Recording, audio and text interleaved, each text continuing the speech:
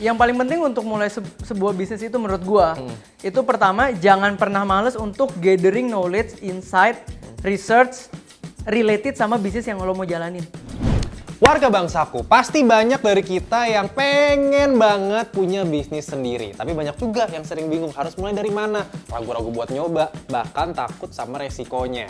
Nah, buat lo yang tertarik jadi solopreneur, tenang aja. Semua pertanyaan lo kita jawab di sini. Karena Theo Derek siap kasih tahu semua soal solopreneur 101. Mulai apa yang harus dilakuin. Jadi ketika kita sekarang mau memutuskan jadi solopreneur, kita udah harus komit. Komit apa? Kita harus extra miles. Ketika ide bisnis muncul, rintangan-rintangan yang umumnya dihadapin. Kadang-kadang bisnis itu jalan terus gagal bukan karena bisnisnya. Kitanya belum nyampe cara jalanin bisnisnya. Dan tentu aja tips and trick buat lo yang mau mulai. Cash flow. Cash flow. Lo mau Ini jadi bakal kita bahas. solopreneur, lo mau jadi entrepreneur, lo harus make sure lo bisa preserve lo punya cash flow. Pokoknya semua kita bahas. Selengkapnya bareng gue Beril di podcast.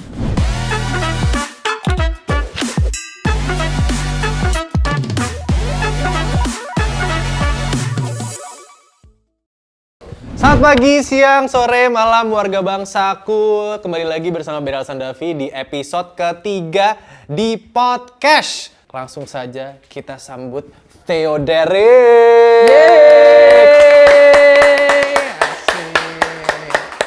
Halo bro. Halo Theo, apa kabar? Sehat ya, segar sekali melihat Anda yang sangat semangat. Silakan monggo diminum dulu. Ini ada minuman. Oh ini bisa diminum beneran? Bisa tuh, coba. Oke. Nih, gue dulu ya. Tuh langsung seger banget gue tuh. Mantap. Parah, seger banget gue. Gimana? Rasanya kayak habis dapat transferan duit ya? Seger banget. Seger tuh emang. banget. Biasanya paginya ditransfer, sorenya udah hilang lagi tuh duit kemana. Anak-anak zaman sekarang gitu, Teh. Itu betul. Teman-teman Yang tadi gua- lu bilang hidup irit-irit kayak nggak masuk ke zaman sekarang. Makanya, banyak kalah sama gengsinya gitu loh. Itu dia kan geng Z. Masuk ya? Masuk. Cakep. Gue ngundang lo kesini juga karena banyak banget teman-teman gue yang cerita soal itu. Gengsinya lebih tinggi, kadang-kadang goalsnya pengen keluar negeri, pengen punya rumah tidak tercapai. Gila. Pengen buka usaha juga gagal lagi, nunggu modal lagi gitu. Geng Z para Gen Z. Masuk ya? Masuk, Oke. parah. Lo aja jadi host itu keren sama gue. Bisa. Ini sebenarnya pengen ngebahas mengenai solopreneur 101. Oke. Banyak yang bilang, bukan banyak yang bilang ya, soalnya banyak banget yang pengen buka usaha, Ya. pengen jadi entrepreneurship. Mungkin teman-teman gue tuh batasannya cuma tahu ya entrepreneurship dah gitu doang, Ya. entrepreneur, pengen jadi entrepreneur dah gitu doang. Tapi ada penjabarannya lagi ya? Jadi sebelum ngobrol sama lu mungkin gue share sedikit background gue ya. Boleh kesibukan lo Nah, apa gue juga? tuh dari 2015 semester 8 kuliah itu gue udah mulai bisnis. Jadi sekarang gue ada 3 company running. Oke. Ada bikin exhibition di mall-mall besar dan gedung kantor. Terus gue ada creative agency juga yang ngurus corporate brand, government dan lain-lain. Media sama sebenarnya personal brand gue sendiri. Gue kan mulai ngonten dari 2022 September. Sekarang jadi satu entitas lagi. Jadi kalau ada invitation speaker, brand deal segala macam itu jadi satu entitas lagi. Oh, dan itu kolamnya di media sosial ya? Gue lihat Iya, di bio Instagram lo tuh. betul. Terus banyak yang pengen nanya mengenai solopreneur sebenarnya. Ada entrepreneur dan juga ada Solopreneur. Bedanya tuh apa sih? Oke, mungkin gue persimpel aja ya, Persimpel biar teman-teman boleh. langsung ngerti gitu. Nah, solopreneur itu sama entrepreneur sebenarnya kayak stages sih, bro. Oke. Kalau entrepreneur kita bayangin tuh seseorang yang udah punya bisnis, punya tim besar segala macam ya. Nah, solopreneur kita bisa masukin ke stage sebelumnya sebagai misalnya lo kan ada kerjaan full time misalnya. Terus sekarang lo nge-host di sini, lo punya lebih dari satu revenue stream atau sumber pendapatan. Side job gue Side gitu job ya. lu hasil. Iya. Mungkin lu pulang terus lihat ini tante jualan kue lapis enak banget ya, habis lebaran gue buka PO deh. Nah, another side job lagi ya. Another side job. Nah, untuk orang-orang yang baru memulai dan punya lebih dari satu revenue stream, kita bisa sebut dia sebagai solopreneur. Dengan catatan, dia masih banyak mengerjakan operasionalnya sendirian. Operasional. Iya, misalnya lu sendiri, punya tante bikin kue lapis enak gitu ya. Gue punya tante nih. Iya, terus mau Masa buka PO. tantenya jualan kue lapis gitu kan? Tante lu jago bikin kue lapis, langsung iya. tante, gue bukain PO ya, nanti kita kerja sama buat lebaran hampers. Ah. Misalnya, dapat 20 orderan, gue yang order deh buat kirim ke klien gue. Tapi nama misalnya. brandnya masih pakai brand tante gue. Iya, misalnya sekedar tambahan penghasilan misalnya. Iya. Nah, tapi kan kalau namanya order kan tante lu nanti bikin kue lapis. Mungkin lo yang nyari kotaknya, lu yang bungkus-bungkusinnya, lo nyatet-nyatet alamatnya. Gue yang promosi-promosiin ke teman-teman Iya, gue. masih gitu. berarti semuanya lo lah gitu. jadi satu orang tapi ngerjain berbagai job desk gitu lah Betul, ibaratnya. dan Kayak satu Avatar orang gitu ya. yang punya revenue stream lebih dari satu. Betul, Avatar juga kan Angin, api, multi udara, bender ya, iya, dari solo bender ya. Multi bender, solo bender, iya bener juga ya. Iya multi solo bener juga, Iya. oh gitu ya.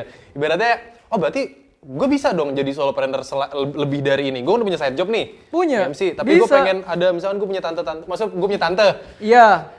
Tante lo ngasih tante duit. gue banyak, tante gue bilang gue punya tante gitu. Iya, enak banyak revenue stream dong. Kalau gue Kalau kerjain jago kue lapis, jago Iya, nastar, itu jago ya. kue kering, Iya, banyak. iya, gitu. Iya, bisa, iya, bisa jadi solopreneur ya. Betul. Ada perbedaan exactnya yang lebih ini banget nggak Oke. antara solopreneur dan entrepreneur? Apa mungkin income-nya bisa berbeda jauh Oke, antara entrepreneur sama gue langsung solopreneur? contoh pakai diri gue sendiri ya. Boleh. Gue pernah di stage solopreneur di mana punya banyak revenue stream termasuk bisnis gue sendiri, tapi ngerjain sendiri. Nah kalau sekarang hari ini misalnya gue pergi ke sini di kantor gue masih ada tim gue semua kerja. Ya. Jadi exhibition gue masih jalan minggu ini, creative agency gue masih jalan, ada tim. Ini kan revenue stream. Ya. Terus hari ini gue misalnya ngobrol di sini, ini kan another lagi nih. Iya. Terus kemudian misalnya besok ada brand placement kan another lagi, itu ada timnya juga. Oke. Jadi semuanya ada tim, tapi revenue stream gue banyak. Nah, kita udah mulai punya sistem dan bisa di scale. Nah, itu kita boleh mulai sebut entrepreneur. Kasarannya kalau solopreneur lu bos, kalau solopreneur lu kacungnya, kalau entrepreneur lu bos gitu ya. Semua orang berawal dari Kacung. Iya. Tapi bener Pasti. sih. Ya mungkin gua bisa dibilang solopreneur tapi gua bekerja sendiri sih maksudnya kayak. Itu dia. Gua dapat klien. Betul. Ya nggak apa-apa, titik permulaan setiap orang kan dari situ, betul nggak? Ya betul sekali. Sampai akhirnya bisa jadi seperti Theo, tepuk tangan buat Amin. Theo Derek kali ini. Langsung ada link kelasnya ya, guys. Oh, enggak. Promosi. Kan ada satu. Kalau nambah 2 orang lagi dapat tambahan nggak kalian? Kayak bisnis yang itu ya. Tapi biasanya lo sebagai entrepreneur gitu ya, ada tantangan. Gue ngomongin solopreneur dulu deh. Oke. Ada tantangan yang biasanya umum dihadapin sama solopreneur nggak? Mungkin lo bisa bantu share buat warga bangsaku dan gimana cara ngelawan obstacles. Oke, namanya aja udah solo gitu ya. Kita sendirian, berarti kita terbatas secara apa sih? Secara waktu, Ya. tenaga gitu ya. Jadi ketika kita sekarang mau memutuskan jadi solopreneur, kita udah harus komit. Komit apa? Kita harus extra miles. Karena misalnya kita sekarang seorang employee 9 to 5, Ya. udah pasti waktu kita Senin sampai Jumat habis di kantor. Benar. Pulang capek, syukur-syukur nggak macet. Kalau macet pusing. iya, nyampe. Belum kalau misalnya side jobnya konten kreator, lagi rajin tiap hari bikin konten. Iya, a day in my life. Nah, aku ke kantor guys. Nah, gitu. jadi yang pertama, menurut gue yang udah jadi challenge-nya adalah energi dan waktu. Itu kita harus bisa commit extra miles dulu. Udah pasti. Itu yang pertama. Yang kedua, ngejalanin segala hal itu nggak semuanya bisa langsung jalan. Misalnya tadi Iya lagi. kita mulai dagang kue lapis, tante lo jago, tante yang itu ya, Tante jago gue, bikin kue ya. lapis, gue pesen dong 20 box gitu ya. Belum tentu gue pesen lagi bulan depan. Bener. Jadi udah sekali jalan nih, misalnya kita udah nikmatin hasilnya, kita kan mikir, gimana bulan depan biar dapat order lagi ya? Iya, gue harus improve di mana lagi Iya, ya? gue harus improve di mana lagi ya. Nah itu kan lo harus mikir, research. Iya sih, bener. Iya kan? Nah mikir butuh apa? Itu otak. Waktu, Oh, otak, salah ya. energi, iya. Iya bener betul. Akhirnya poin 1 dan 2 kan Iya. korelasi lagi. Iya. Gitu, balik lagi karena lu solo. Tapi enaknya solo, lu masih agile, lu bisa kemana-mana. Iya sih. Terus lo punya otoritas penuh mengatur keuangannya, mengatur keputusannya gitu. Nggak ada 2 kepala di situ ya. Oke, tapi lo sendiri, Iya. ngalamin tantangan-tantangan itu nggak di awal-awal lo bikin? Pastinya dong, pastinya. Jadi Apa tahun tuh? 2015 itu semester 8 gue bikin pameran pertama kali di Grand Indonesia. Pameran apa? Jadi gue suka bikin pameran-pameran yang kayak 120 tenan gitu loh. Tenannya Oh, tuh multi brand, kayak bazar. pop-up market gitu ya? Iya, justru gue mulai dari situ. Pop up rugi, gue mau bikin versi untungnya. Sempet rugi tuh? Sempet rugi, kan gue anak Prasmul juga. Oh, good. Itu lo yang megang? Iya, dulu pop up Yang dikuncit? adalah. Yang dulu sempet dikuncit gue Iya, itu justru gue banyak ngobrol sama ketuanya. Rugi, gue mau bikin versi untungnya ah. Nah, itu gue bikin versi untungnya. Itu semester 8 gue bikin pertama kali di Grand Indonesia 120 tenan. Nah, itu kan setengah mati. Gue harus cari tenannya sendiri, gue harus cari vendornya Vendornya sendiri. paling murah. Gue harus nggak ngerti instalasi listrik, jadi harus nggak tidur ngerti instalasi listrik segala macam. Semua harus bisa sendiri. Terus plus mungkin kalau teman-teman banyak yang udah tahu gue di luar ini, mungkin udah pada tahu background gue itu kan single parent. Ya. Gue ikut nyokap, tapi nyokap ordinary worker gitulah. Jadi gue dari kuliah di Prasmul tuh uang kuliah udah bagi 2. Oke. Udah biasa cari uang. Jadi kalau lu tanya bisnis itu cukup nggak satu? Enggak. Jadi dari sambil jalan bisnis itu gue tiap lebaran, biarpun tadi gue bercanda, gue dari dulu bener-bener jualan kue lapis. Dari semester 1 kuliah buat bayar kuliah di Prasmul, gue PO kue lapis tiap Sinca dan lebaran. Bikin sendiri? Enggak, cari tante. Maksudnya lu punya tante kan? Vendor maksudnya. Halo. Gue dapet tante gue bener ini. Kali-kali mau belajar kue lupis sama lu. Nah, itu dia. Oh gitu. Capek iya. banget lah, susah banget. Bentar deh, lu bikin kue lapis itu sempat gagal nggak apa? Ya kan simpel aja gitu. Enggak, kue lapis itu kan gue pre-order. Iya Jadi sih, kalau tidak ada yang ada pesan gagal loh. sebenarnya. Kalau ada yang pesan baru. Iya sih, bener sih. Masuk akal Gitu. sih. Tapi gue ada 3 kali bisnis F&B gagal. Oh iya? Gue pernah bikin catering healthy. Oke, Zaman tahu tuh gua, Deddy familiar. Corbuzier dari pesulap jadi Iya. binaragawan. Nah Jadi, itu kan industri healthy kenceng tuh. Heeh. Gue pernah bikin di situ. Catering healthy 8 bulan tutup. Gue pernah bisnis buka makanan seafood di Untar. Tutup, rugi. Gue pernah bisnis yang paling lama nih 3 tahun jualan susu karton milk bar namanya Pan dulu. Oke. Buka store di Pluit Village. Tutup juga. Ah ini buat warga bangsaku yang denger yang pengen bikin usaha gitu ya, bikin usaha F&B kan lagi banyak banget. Nah saat itu lo yang bikin lo rugi, apa mungkin bisa di-sharing sama warga bangsaku? Nah, yang paling penting untuk mulai sebuah bisnis itu menurut gua, itu pertama jangan pernah males untuk gathering knowledge, insight, research related sama bisnis yang lo mau jalanin. Karena kadang bisnis itu jalan terus gagal bukan karena bisnisnya. Kitanya belum nyampe cara jalanin bisnisnya. Dari segi? Segala macam. Jadi kalau lu tanya gue kenapa dulu bisnis F&B gagal terus, gue belum ngerti bangun tim, gue belum ngerti digital marketing, gue belum ngerti pentingnya branding, gue belum ngerti kolaborasi. Iya. Jadi mikirnya sendirian, gue mau jualin ini sendiri gitu. Kalau sekarang kan kita bisa supply ke restoran ini, taruh di tempat gym, collab sama influencer. Saat itu lo mikirnya belum kayak oh yaudah gue jalanin dulu aja sering jalan waktu gue bakal belajar kok soal itu nggak kayak gitu ya? Iya, seiring dengan waktu bakal belajar. Tapi sayangnya waktu gue menjalani itu otak gue belum nyampe sana. Jadi kalau mungkin dengan gue yang sekarang, knowledge yang sekarang, pengertian yang sekarang, mulai lagi yang dulu, nah mungkin jalan. Gitu. Oke. Nah satu-satunya yang penting buat entrepreneur ataupun solopreneur, mau mulai kecil atau besar, yang paling penting tuh adaptif sih bro. Itu ngerasain banget karena faktor eksternal, faktor X terlalu banyak. Bener, dinamis ya, harus dinamis ya. Betul. Apa yang lagi happening segala macam. Betul, gue bikin pameran hampir 30-40 pameran setahun. Pandemi pameran gue berapa? 0. Iya sih. Online lo nggak bikin?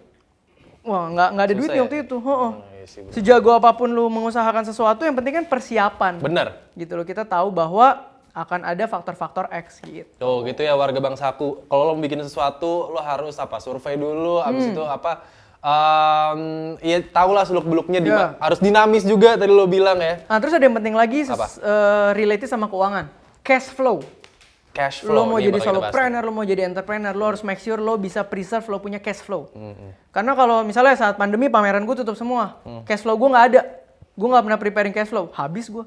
Iyalah, udah ngeluarin buat vendor ini segala Nah macam. itu, tapi karena masih ada cash flow-nya, gue bisa cari cara lain, pivot, adaptif. Bikin lagi yang lain. Waktu itu gue pernah bikin media namanya Coffee Meet Stocks. Jadi 2020 itu buka kelas investasi saham. Masih ada kan sampai sekarang? Masih ada, cuman kencongnya kan 2020. Oke. Itu menggantikan hidup gue yang dari pameran. Oh gitu. Kalau gue boleh tahu, akhirnya setelah berapa lama tuh bisa nge-cover gantinya pameran itu? Ah itu beruntung sih emang udah berkat Tuhan. Jadi Coffee Meet Stocks itu mulai begitu pandemi, orang kan mulai kenal Zoom. Betul. Online. Itu gue kaget. Waktu itu Coffee Meet Stocks pernah Kagetnya gimana teh? gitu. Mikir dulu. Jadi pernah tuh bikin kelas online. Oke. Satu orangnya 2 juta, yang ikut 200 orang lebih lah. Anjrot. Jadi omset tuh sekitar 480-an juta. Kosnya sewa Zoom. Gue nggak subscribe Zoom, gue sewa Zoom orang. Sewa Zoom orang? Sewa ruangan Zoom yang buat 1.000 partisipan. Tuh Oh, kalau nggak salah yang unlimited gitu ya? 98.000. Nah, untung bersihnya berarti 480 juta kurang 98.000 tuh. Kurang 98.000 Enak kan saja. bikin kelas? Enak, online aja ya. Pada masanya gitu. Ya.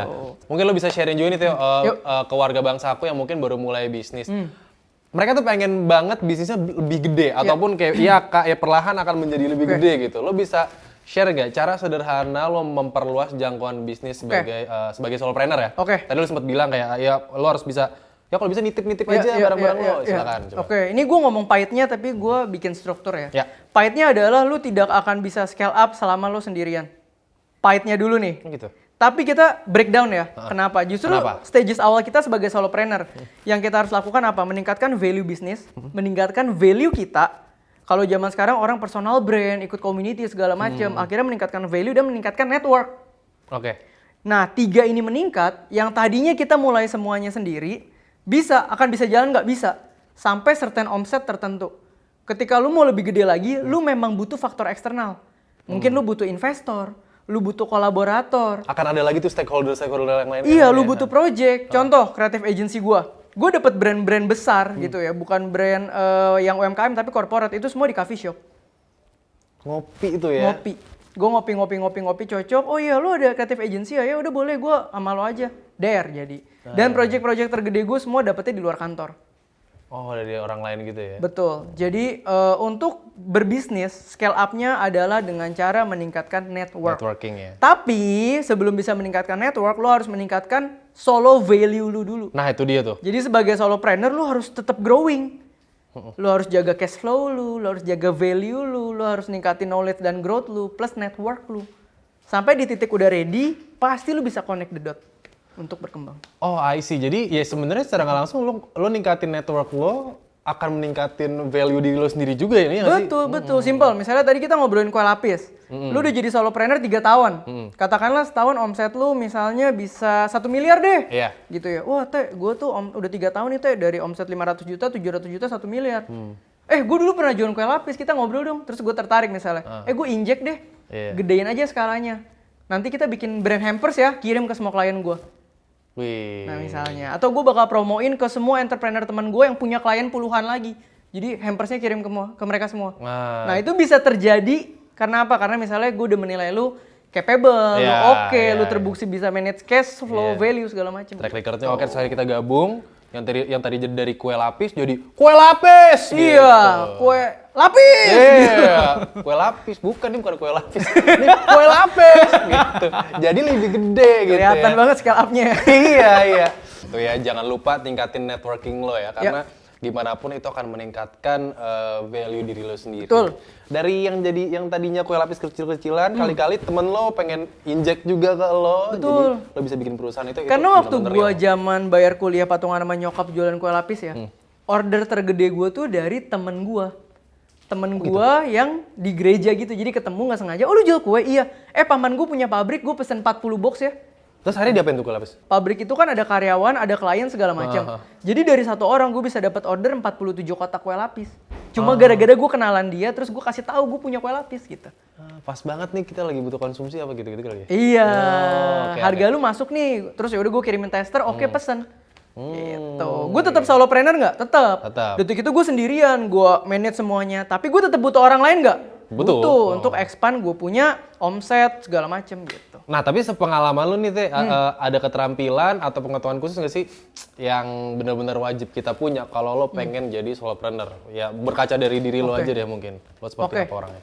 Ini mungkin kedengarannya klise ya, tapi menurut gue setiap solopreneur atau entrepreneur yang pertama itu harus adaptif tadi yang gue bilang. Adaptif dalam artian apa? Adaptif kan kedengarannya permukaan banget ya, tapi kalau kita tarik adaptif adalah kalau ada masalah jangan lihat masalah.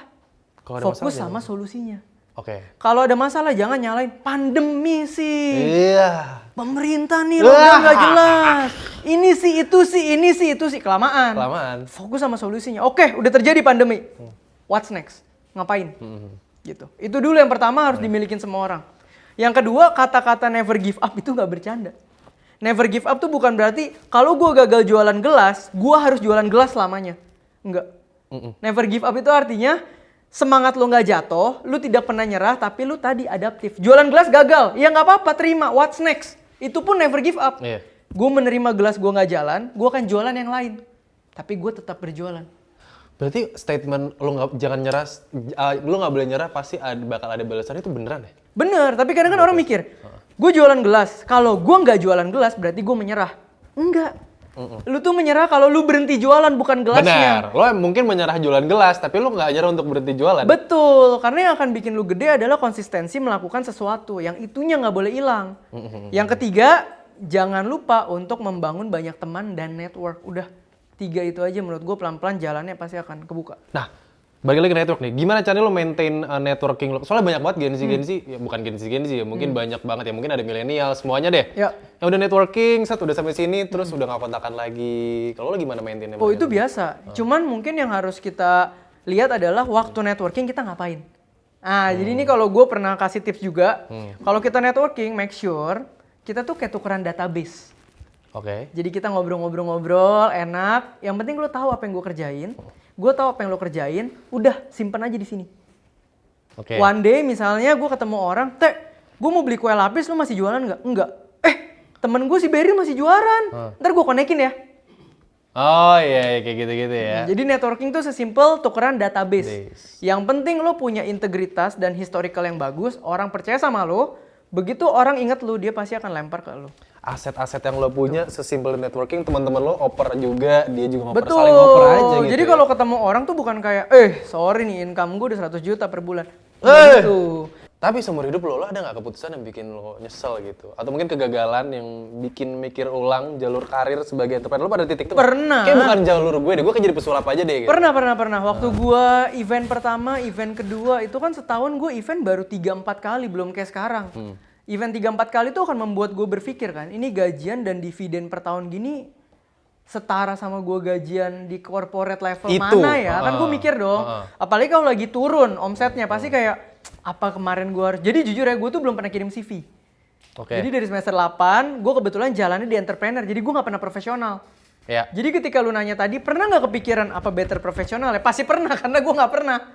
Jadi ada momen-momen omset lagi turun, nggak stabil, gue pasti mikir, aduh tapi keluarga gue kan butuh gue ya. Apa kemarin gue terlalu ambil resiko tinggi ya? Gue bisnis ya, apakah gue mendingan karyawan aja ya, employee gitu ya, kan stabil gitu ya. Bener. Nah tapi gue belajar bahwa ya pemikiran penyesalan kayak gitu yang balik tadi, poin nomor 1, nggak ada artinya. Nggak ada artinya gitu. Jadi semua yang gue seselin ya gue jadiin pelajaran aja, gas. Dan lu di entrepreneur ini nggak bakal ada batasannya ya, maksudnya nanti kalau misalnya nggak ada yang bikin lo balik lagi akhirnya ke maksudnya pilih jalur lain apa segala macam. Nggak ada ya. batasannya. Sampai Nah itu cocok-cocokan. Kalau gue kebetulan setelah udah sekian lama jadi entrepreneur, kayaknya gue tidak merasa gue sanggup jadi profesional. dan lo sekarang ya udah jalur lo di sini gitu ya, lo udah punya 3 revenue streams. Iya. Udah nyaman aja Iya, gitu. ya puji Tuhan cukup makan lah. Ya cukup makan ya. Tapi gimana dari seorang Theo Derek, gimana sih gambaran masa depan bisnis buat teman-teman di sini yang pengen jadi solopreneur? Ada rencana khusus nggak yang harus disiapin gitu ketika kita mau expand bisnisnya selain networking ya? Tadi mungkin lu bilang kalau mau expand ya harus ada yang inject juga apa segala macam. Kalau mau expand itu make sure cuma 3 hal. Poin 1 tadi networking, kita udah take out. Ya. Poin kedua cash flow. Cash flow ya. Tidak mungkin bisa expand kalau tidak punya cash flow. Maka cash flow itu harus sangat dijaga dengan sehat. Kenapa? Contoh, bro, gue buka restoran 1 cabang, gitu ya. Gue sebulan bisa untung bersih 50 juta, lumayan ya. Sekarang gue buka 3 cabang, di otak lu gue untung bersihnya berapa? 150 juta kali 3, nggak ada kayak gitu. Nggak kayak gitu? Nggak, bisa aja buka 1 cabang 50 juta, buka 3 cabang jadi minus. Karena cabang 1 untung, cabang 2 rugi, cabang 3 rugi. Daerahnya juga beda-beda, Betul, segmennya beda-beda. betul. Bisa buka 1 cabang, bisnis gue sehat, buka 3 gue bangkrut. Itu banyak yang terjadi. Iya lagi. Gitu loh. Nah makanya tadi yang kedua gue bilang cash flow. Cash flow tuh urat nadinya manusia dan bisnis. Selama cash flow lu terjaga, lu akan terus bisa pivoting kemana-mana. Oke. Gitu. Yang ketiga, demand. Jangan fokus ekspansi kalau demand-nya tidak mengikuti. Gitu. Oke. Tapi kalau demand-nya udah mulai, nah boleh cari poin 1 dan 2 yang tadi. Cash flow gue cukup nggak sendiri? Cukup, gas. Oh cash flow gue nggak cukup, gue butuh network, inject, cari. Gitu. Oke, itu dia tuh ya. Yang penting demand segala macam, cash flow ya. Dengan Bank Saku cash flow tuh pasti dibantu banget. Itu dia. Soalnya ada fitur ya yang ada di Bank Saku itu. Jadi ini tools yang bisa bantu warga Bank Saku untuk perjuangkan sakumu. Jangan kayak saku gue nih kosong ya. Itu tebel yang belakang tuh. Apa? Enggak, ini isinya clip on. Iya. Jadi Bank Saku punya fitur yang bisa alokasi budget bisnis lo up to 18 saku. Lo bayangin saku A, B, C sampai 18 pokoknya. Dan lo bisa ngumpulin dan simpen modal lo. Ya mungkin buat teman-teman juga ya, bisa nyimpen modal lo di saku nabung sampai modal lo kekumpul nanti di sana. Bisa lebih cuan lagi, bisa. Lo bisa nabung pakai Busposito namanya. Busposito itu kayak deposito, suku bunganya tergantung sama jumlah peserta. Lo bisa dapetin bunganya tuh up to 7% dengan cara ajak-ajakin temen lo. Temen lo banyak nggak? Gede loh 7%. Temen lu banyak tuh lagi kan? Umur segini udah makin dikit lagi, banyak sih banyak. Aduh iya lagi, makin kesini circle-nya makin sempit ya. Nggak apa-apa. Tapi yang penting semakin banyak yang ikut, semakin tinggi juga bunga yang bisa lo dapet. Oke. Gitu ya. Dan Busposito ini Teh, lo bisa naruh dana mulai dari 100.000, tenornya 1 bulan guys. Dan bisa dibikin kapan aja. Gila, entry levelnya nice banget ya. Tapi emang pocket-pocket kayak tadi bantu banget buat budgeting sih. Iya. Apalagi kalau mau persiapin cash flow, kita kan harus pinter budgeting. Cukup ngebantu nggak di beberapa revenue streams yang lo jalanin sekarang? Sangat. Kira-kira. Zaman gue malah belum ada fitur kayak gitu. Iya? Iya, Lo zaman pakai apa sih gue dulu? Kayak gitu-gitu? Excel. Oh iya sih tadi pada bilang pakai spreadsheet, pakai apa? Iya, zaman sekarang enak lah ada Bang Saku mah. Ribet nggak pakai Excel dulu? Wah, repot ya Pak. Hah? Repot ya, makanya ini disebut teknologi kan. Iya. Teknologi yang ngebantu Gen-Z mengatasi gengsinya. Asik. Theo Derek 2024 gokil loh. Oke, ini pertanyaan terakhir buat lo. Mungkin ada pesan atau ini bukan pertanyaan, ini lebih ke request sih. Ya. Ada pesan atau saran terakhir buat teman-teman di sini yang pengen jadi solopreneur atau yang masih ragu untuk melangkah? Buat teman-teman yang ragu untuk melangkah atau pengen coba jadi solopreneur, meningkatkan revenue segala macam, saran gue cuma satu, coba teman-teman. Karena yang namanya peluang atau opportunity itu kita nggak pernah tahu sebelum kita coba. Ini salah satunya contoh gue sendiri ya. Gue dari dulu disuruh mulai ngonten sama teman gue. Tapi gue nggak pernah ngikutin udah 3 tahun. Akhirnya terdoronglah short story gitu ya. Gue terdorong, gue September 2022 mulai ngonten. 6 bulan itu gue dapat 400.000 followers TikTok sama IG. Lumayan. Dan peluang ini bisa terjadi ke anyone, termasuk kalian. Asal kalian coba. Coba ya. Oke, buat lo nih warga bangsa aku yang pengen buka bisnis atau jadi solopreneur atau entrepreneur, coba aja ya, Teh. Sikat. Coba berdoa dan jangan lupa atur cash flow lo menggunakan Bangsaku. Bangsaku mania. Mantap. Thank you ya. Siap, thank you Saya brother. bertemu di kesempatan selanjutnya. Oke. Teman-teman warga Bangsaku, jangan lupa saksikan episode lainnya dan download aplikasi Bangsaku di Play Store dan juga App Store. Gue Biral Sandafi, pamit dulu. Bye-bye.